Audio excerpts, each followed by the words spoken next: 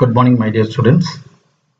இன்னைக்கு unit number 2ல first chapter, அதாவது treatment of வாட்டர்ல இருக்கக்கூடிய கடைசி போர்ஷன் பார்க்க போறோம். அதாவது மாடல் நம்பர் 6. போன மாடல் கொஞ்சம் லென்த்தி ஆகி போச்சு. அதாவது 5வது மாடல் வந்து பார்த்தீங்கன்னா நம்ம சொல்ற டயத்தோட கொஞ்சம் அதிகமான டைமாக போயிடுச்சு. அதனால இந்த மாடல் வந்து கொஞ்சம் சிம்பிளாகவே முடிச்சிடலான்னு பார்க்குறேன். ஏன்னா ரொம்ப ஒரு சின்ன போர்ஷன் தான் இருக்கு. அதை முடிச்சாச்சு அப்படின்னு சொல்லி நான் வந்து இந்த ஃபர்ஸ்ட் சாப்டர் வந்து ட்ரீட்மெண்ட் ஆஃப் வாட்டர் முடிஞ்ச மாதிரி இருக்கிறோம். சரிதான்? அதனால வந்து கிட்டத்தட்ட ஒரு 5 மினிட்ஸ்ல முடிச்சிடலாம், ஒன்றும் ப்ராப்ளம் கிடையாது. இப்போ என்ன பண்ண போறோம் அப்படின்னு சொல்லி வந்து இந்த டயக்ராம் பேர் என்ன சொல்லுவாங்க அப்படின்னா ஃப்ளோ டயக்ராம் அப்படின்னு சொல்லுவாங்க. எக்ஸாமினேஷன்ல சில நேரங்கள் கேட்பாங்க, draw the flow diagram of water treatment units அப்படின்னு சொல்லி கேட்டாங்க. அப்படின்னா நம்ம இது வரைக்கும் என்னென்ன படிச்சிருக்கோமோ அந்த படிச்சதை தான் என்ன பண்ண போறோம் அப்படின்னாக்க ஒரு பிக்டோரியல் வியூல கொடுக்குறது. It is called flow diagram அப்படின்றது. சரியா? ரா வாட்டர் என்னன்னாக்க நேச்சுரலா கிடைக்கக்கூடிய வாட்டர். அதில் வந்து எந்த விதமான ட்ரீட்மெண்ட் நம்ம இது வரைக்கும் பண்ணலாம், அப்படியே கிடைக்கக்கூடிய வாட்டர். அந்த வாட்டருக்கு நம்ம என்ன பண்றோம் அப்படின்னாக்க ஃபர்ஸ்ட் செடிமெண்டேஷன் ப்ராசஸ் நம்ம அடாப்ட் பண்ணோம். அந்த செடிமெண்டேஷன் ப்ராசஸ்ல இன்னொரு மெத்தட் தான் என்ன பண்ணலாம், கொயாகுலேஷன்ங்கிறது. சரிதான்? அப்போ செடிமெண்டேஷன் ப்ராசஸ், அதை தொடர்ந்து கொயாகுலேஷன் ப்ராசஸ், அதற்கப்புறம் ஃபில்ட்ரேஷன் ப்ராசஸ். ஃபில்ட்ரேஷன் நம்ம என்ன பண்ணியிருக்கோம்னா 2-3 டைப் ஆஃப் ஃபில்டர் படிச்சிருக்கோம். Slow sand filter, rapid sand filter, pressure filter. Filtration முடிஞ்சதுக்கு அப்புறம் இது 3 மேஜர் ப்ராசஸ். அதுக்கப்புறம் வந்து பாத்தீங்க அப்படின்னாக்கா டிஸ்இன்ஃபிகேஷன் ப்ராசஸ் அப்படின்னு சொல்லி ஒன்று பார்த்தோம். இதுல வந்து பார்த்தீங்கன்னா நிறைய மெத்தட்ஸ் இருந்தது. நிறைய மெத்தட்ஸ் வந்து பார்த்தாச்சு அப்படின்னா சரி, ரொம்ப சிம்பிளஸ்ட் மெத்தட்னு சொல்லி இந்த பாயிலிங் மெத்தடை பற்றி நான் உங்களுக்கு சொன்னேன். சரிதானா? அதற்கப்புறம் வந்து முடிச்சோம்னா அதுக்கப்புறம் வாட்டர் சாஃப்டனிங். வாட்டர் சாஃப்டனிங்கிறது வேற உண்மை கிடையாது, to remove the hardness from the water.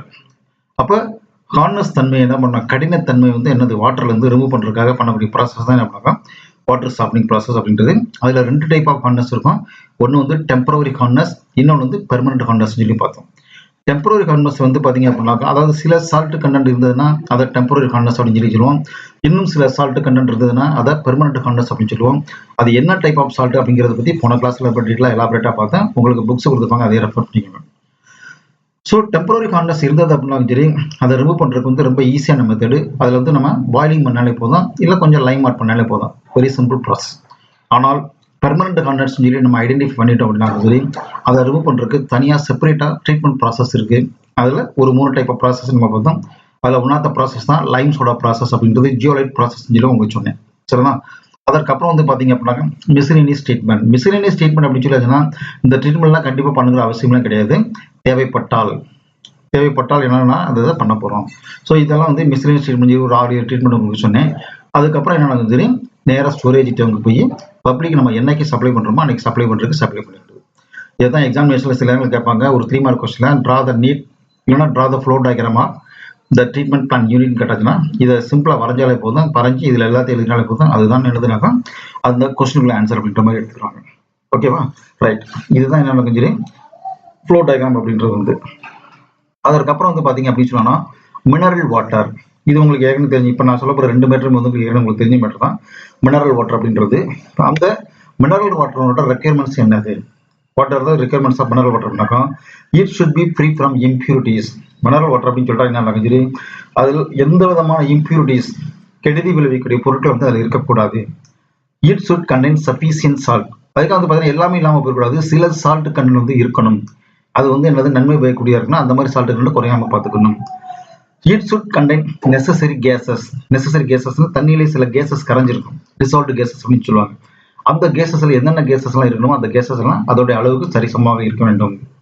It should be pleasant and filterable. என்னன்னாக்கா அதை கன்சியூம் பண்ணும்போது நமக்கு என்னன்னாக்கா ஒரு சந்தோஷமா இருக்கணும், நல்ல இதா இருக்கணும். It should be free from bad water. Smell அடிக்கக்கூடாது. It should give acceptable taste. அதாவது நம்ம தண்ணி குடிக்கும் போதே பார்த்தீங்கன்னாக்கா சொல்லுவாங்க, அதாவது ஒரு சில ஏரியாக்களை கிடைக்கக்கூடிய தண்ணிக்கு வந்து பார்த்தீங்கன்னாக்கா நமக்கு வந்து ஒரு நல்ல இது இருக்கும் அப்படின்னு சொல்லுவாங்க. பொதுவாக என்ன சொல்லுவாங்க அப்படின்னு சொன்னா வந்து இது திருநெல்வேலி டிஸ்ட்ரிக்ட் எடுத்தீங்கன்னாக்கா தாமிரபரணி வாட்டர் சொல்லுவாங்க. அந்த தாமிரபரணி வாட்டருக்கு பார்த்தீங்க அப்படின்னாக்கா நேச்சுரலாகவே அந்த வாட்டருக்கு வந்து நல்ல ஒரு டேஸ்ட் இருக்கும். ஏன்னா அந்த மலைகள்லையும் அந்த மூலிகைகள் வந்து கலந்து வரும்பொழுது அந்த வாட்டருக்கு தனியாக செப்பரேட்டாக வந்து ஒரு டேஸ்ட் வந்துடும். அந்த வாட்டர்ல குக் பண்ணக்கூடிய மெட்டீரியல்ஸ் மெயினாக வந்து சொல்லுவாங்கன்னா அல்வாவை சொல்லுவாங்க, கேள்விப்பட்டிருப்பீங்க. ஏன் அந்த ஊர் அல்வாவுக்கு மட்டும் அவ்வளோ ஒரு தனி சிறப்பு இருக்கு அப்படின்னு சொல்லியிருந்தாங்க, அந்த வாட்டரோட quality. So it should be acceptable taste அப்படின்றது. ஸோ இதுதான் வந்து பார்த்தீங்கன்னா மினரல் வாட்டர்ங்கிறது நேச்சுரலா வாட்டர்ல என்னென்ன கண்டென்ட்லாம் இருக்கணுமோ அந்த கண்டென்ட்லாம் இருந்தது அப்படின்னாக்கா that is called mineral water. சரிங்களா? அடுத்து வந்து ரிவர்ஸ் ஆஸ்மோசிஸ் ப்ராசஸ் அப்படிம்பாங்க. இதை தான் என்ன சிம்பிளா என்ன சொல்லணும்னா ஆர்ஓ ப்ராசஸ் அப்படிம்பாங்க. ஆர்ஓ ப்ராசஸ் அப்படின்றது நம்ம வீடுகளில் கூட இப்போ எல்லாமே யூனிட்ஸ் மாதிரி வச்சிருக்காங்க. அதை மெயினாக வீடுகளுக்கு யூஸ் பண்ணுறது என்ன பண்ணுவாங்க அப்படின்னாக்கா போர் வாட்டரில் எடுத்து அந்த போர் வாட்டரில் இருக்கக்கூடிய சால்ட் கண்டென்ட்டை ரிமூவ் பண்ணி அதை என்ன பண்ணுவாங்க அப்படின்னாக்கா கன்சியூம் பண்ணுவாங்க, யூஸ் பண்ணுவாங்க. வீடுகளுக்கு வந்து ஈவன் குடிக்கக்கூட யூஸ் பண்ணுவாங்க, சமைக்கக்கூட யூஸ் பண்ணுவாங்க. ஈவன் அந்த போர் வாட்டரை எடுத்து அந்த போர் வாட்டரில் இருக்கக்கூடிய என்னது கெமிக்கல்ஸ், அதாவது கெமிக்கல்ஸ் சால்ட், அன்வான்ட் சால்ட்டை பூரா ரிமூவ் பண்ணுறோம் இல்லையா, அதுதான் என்னன்னாக்கா ரிவர்ஸ் ஆஸ்மோசிஸ் ப்ராசஸ் அப்படின்றது. இதை சிம்பிளாக சொல்லியாச்சு அப்படின்னாக்கா உள்ள என்ன ப்ராசஸ் நடந்தாலும் சரி உங்களுக்கு புக்கில் ஸ்கெட்ச் கொடுத்துருக்காங்க, பார்த்துக்கோங்க. தனியாக ஒரு செப்பரேட்டாக ஒரு டேங்க் எடுத்துக்கிறாங்க. அந்த டேங்க்ல மிடில் ஆஃப் த டேங்க்ல வந்து பார்த்தீங்கன்னா சரி செமி மெம்பரன் மெல்லிய வந்து பார்த்தீங்கன்னா சரி இருக்கக்கூடிய மெம்பரன்ஸ் படலம் மாதிரி இருக்கும்.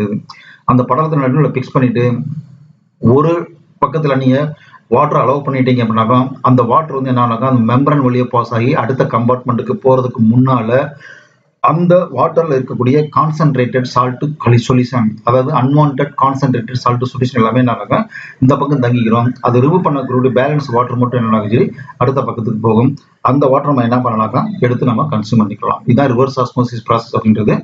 இந்த ரிவர்ஸ் ஆஸ்மோசிஸ் ப்ராசஸ் வந்து பார்த்தீங்கன்னா நேச்சுரலாக கிடைக்கக்கூடிய வாட்டருக்கு யூஸ் பண்ணுவாங்க. அதுவாக மெயினாக நான் சொன்ன மாதிரி வந்து நிறைய வீடுகள் வந்து புதுசாக டெவலப் ஆகி போகக்கூடிய ஏரியாவில் எந்த ஒரு டவுன் எடுத்தாலும் சரி பார்த்தீங்கன்னா ட்ரிங்கிங் வாட்டர் வந்து பியூர் வாட்டர் கிடைக்காது. அப்போ என்ன பண்ணலாம், கிரவுண்டுக்கு அடியில் கிடைக்கக்கூடிய கிரவுண்ட் வாட்டரை என்ன பண்ணுவாங்கனாக்கா பம்ப் பண்ணி எடுத்து அந்த வாட்டரை நம்ம அப்படியே யூஸ் பண்ண முடியாது. அந்த வாட்டரை என்ன பண்ணுவாங்க இந்த ஆர்ஓ ப்ராசஸ் மூலமாக என்ன பண்ணாக்கா பியூரிஃபை பண்ணி வாட்டரை கன்சியூம் பண்ணுவாங்க. ஓகேவா? ரைட், நான் சொன்ன மாதிரி வந்து இந்த இதோட முடிச்சுக்குவோம். இதோட யூனிட் நம்பர் 2ல இருக்கக்கூடிய first chapter treatment of water உங்களுக்கு முடிஞ்சது.